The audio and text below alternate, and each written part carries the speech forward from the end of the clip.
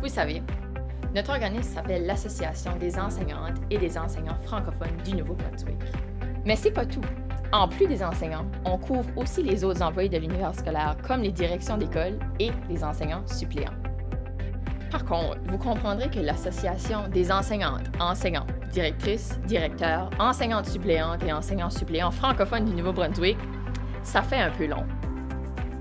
Ce qu'il faut savoir, c'est que dès qu'un enseignant fait une journée dans une école, il devient membre de l'AFNB. Ça inclut aussi les enseignants suppléants.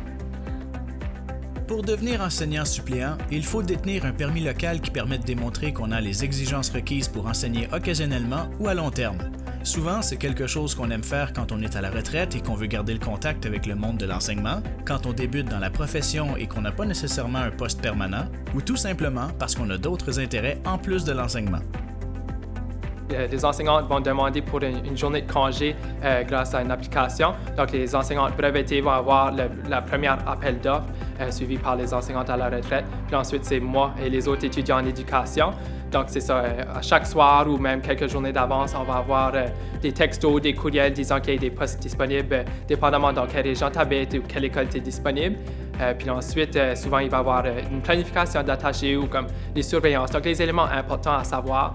Puis ensuite, on arrive à l'école à leur demander, s'introduire aux jeunes, puis apprendre à les connaître avant de poursuivre la journée. C'est sûr qu'avec la suppléance, il y a de nombreux avantages. Avoir la flexibilité, choisir quelle journée que tu souhaites travailler. Si tu as besoin des journées de congé, ben, tu peux juste simplement te mettre indisponible. Faire la suppléance, tu peux découvrir divers niveaux. Donc, tu peux faire des journées au primaire, au secondaire, dans différentes écoles. Donc, tu as vraiment la flexibilité de choisir où tu veux travailler. Puis, en plus de ça, en apprenant avec les différents groupes, c'est juste une gamme d'expériences qui sont acquises. Bien, c'est sûr que travailler avec des jeunes, ça a toujours été une grande passion pour moi. Voir leur sourire, voir le plaisir qu'ils vivent en salle de classe, vraiment, les donner le goût d'apprendre, non seulement faire des apprentissages comme les maths, les sciences, mais aussi au niveau de la langue.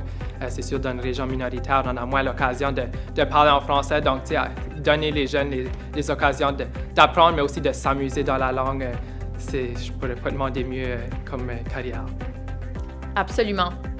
La richesse de l'enseignement, ça passe par la diversité. C'est ça la beauté du métier et de l'écosystème scolaire. Ça prend un village pour élever un enfant.